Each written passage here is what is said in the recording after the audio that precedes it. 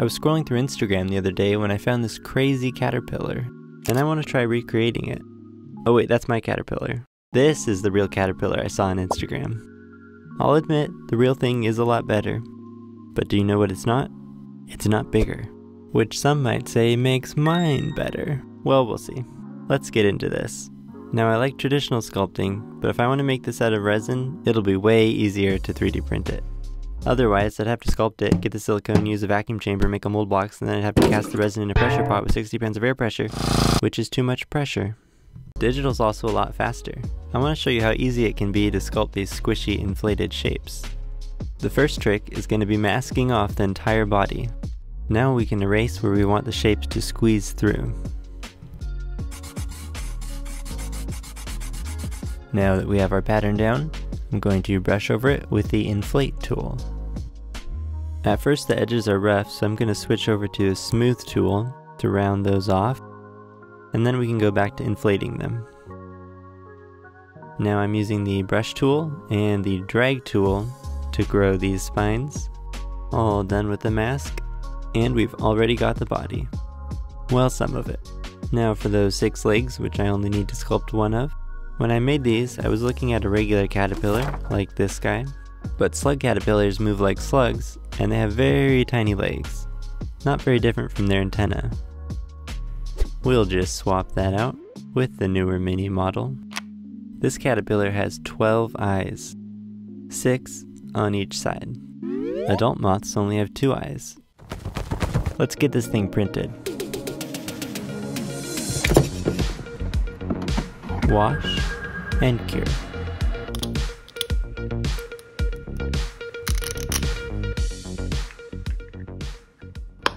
That's a nice click. I didn't design that, but that's a feature, not a bug. But I did design a hinge joint to articulate the head. It's got a hole in the disc, and then these little hemispheres should pop in, allowing it to rotate.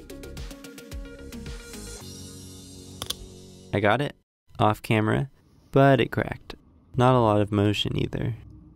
I need to shrink the circumference, and I think I'll put a groove here to put less stress on the part when it pops in. Okay, here we go. Head 2.0. It worked. Much better. That's a problem. I've printed a new version with bumps.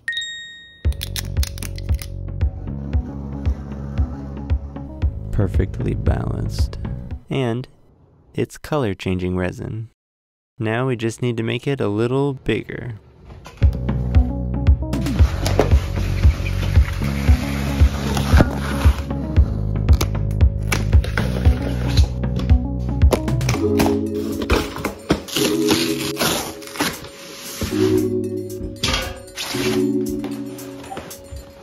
This thing is so heavy.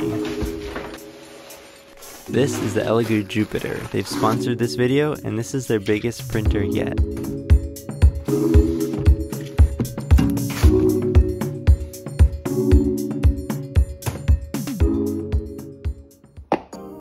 Like the Saturn II, it has an air filter. But what I'm interested in are these funky little caps. They fit onto a regular bottle, and they just plug right in to the vat, and it auto feeds the resin. So you can print as big as you want and not run out. I really like having this light here too. It makes it so you can see through the tinted window as it's being printed.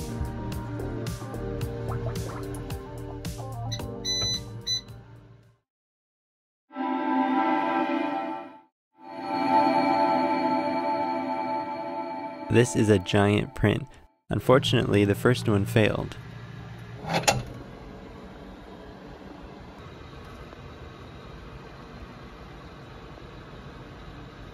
Back to the drawing board.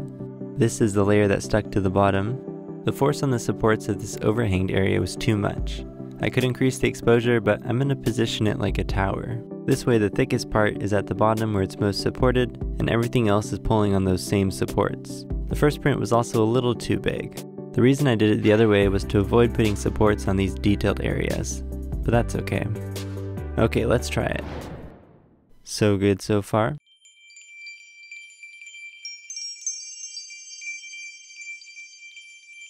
And here is the top half.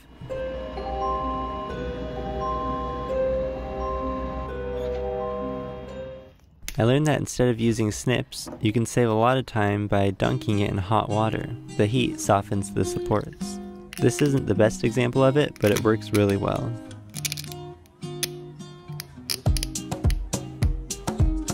If you're wondering why I printed the caterpillar in multiple pieces, it's because each piece needs a different color. But I need the colors to be transparent.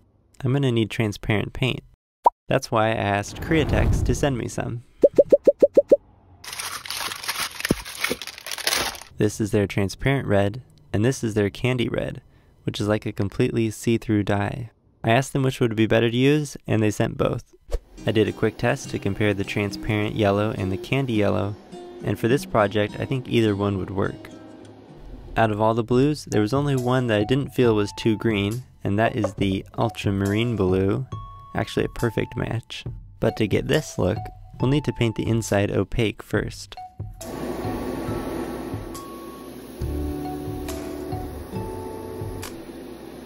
Now we can start with our first translucent color.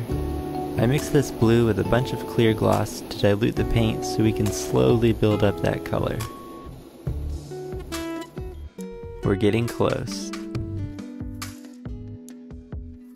These squishy things at the base are not transparent. We'll add some more blue in these divoted areas. And I'm going to highlight here with a greener blue. Okay, don't overdo it. That's looking just right. I'm mixing some magenta with black and white to create a purple that goes in that same divoted area.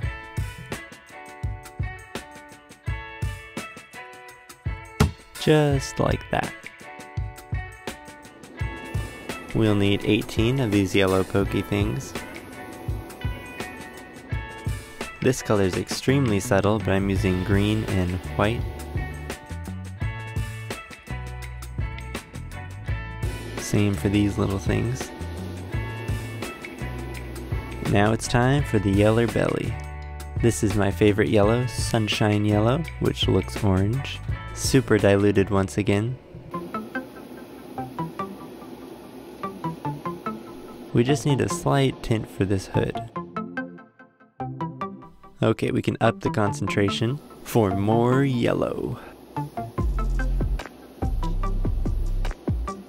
Thicker areas are going to be darker yellow. There's a little bit of brown that you can see through the outside. There's that effect.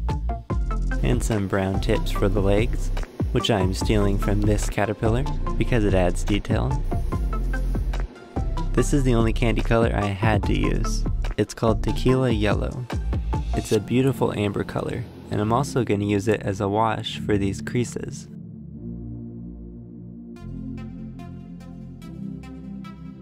I mixed some white resin into the head print, but it's still a bit too see-through.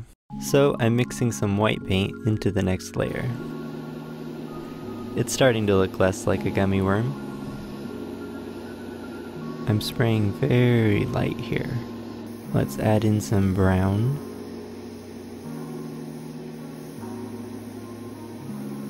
And a bit of dark red. The area around the eyes is almost as dark as the eyes themselves.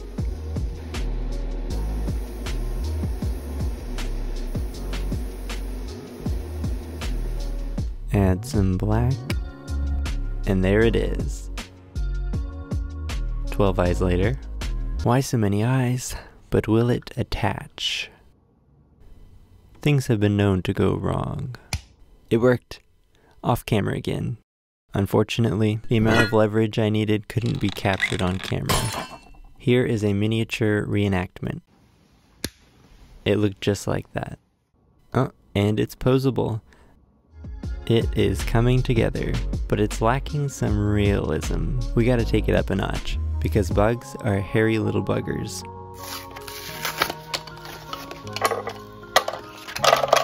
I got these paintbrushes to create the white bristles on these yellow poker things.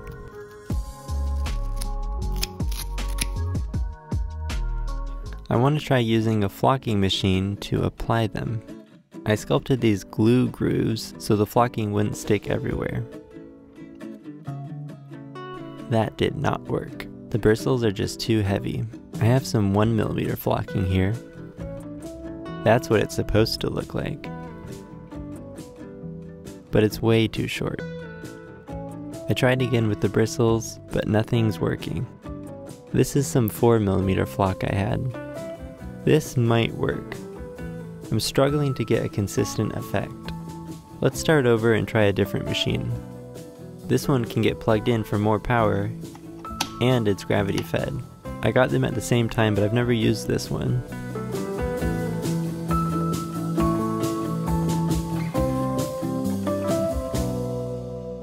Yeah, this works way better for 4mm. Let's put some hair on those legs. And a darker color for the collar. That's a satisfactory amount of hairs. A little super glue will hold these in place. Each of these holes is angled in a different direction, based on that photo, like everything else. Now you might think those brush bristles were an absolute waste, but we'll get to use those after all, for these whisker-like hairs. Now don't be alarmed, but these might be used for stinging. Most slug caterpillars sting, but the jewel ones don't. This looks a lot like a jewel caterpillar, but it also looks like the stinging kind.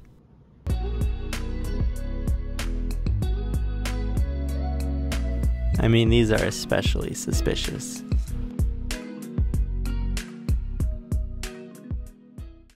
Now for some glossy clear. This will help the light shine through and also fill any print lines.